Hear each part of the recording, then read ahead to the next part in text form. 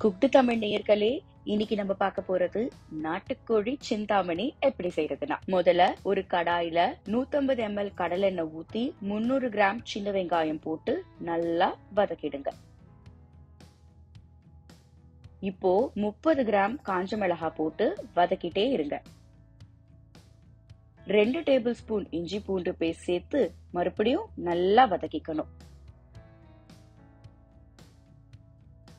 அதுக்கப்புறமா 1 கிலோ நாட்டுக்கோழிய சேர்த்துருங்க. நல்லா கிளறிட்டு 1 டேபிள் ஸ்பூன் உப்பு போட்டுருங்க. நல்லா நீங்க இதை மிக்ஸ் பண்ணிடுங்க. அதுக்கப்புறம் தண்ணி ஊத்தி கொதிக்க விடுங்க. தண்ணி நல்லா சுண்டினதுக்கு அப்புறமா எடுத்து சர்வ் பண்ணிட்டா சூப்பரான நாட்டுக்கோழி சிந்தாமணி எல்லாருக்குமே பிடிக்கும். இந்த ரெசிபி உங்களுக்கு பிடிச்சிருந்ததுன்னா மறக்காம நம்ம குக்டு தமிழ் சேனலுக்கு சப்ஸ்கிரைப் பண்ணிட்டு அந்த பெல் ஐக்கனை கிளிக் பண்ணுங்க.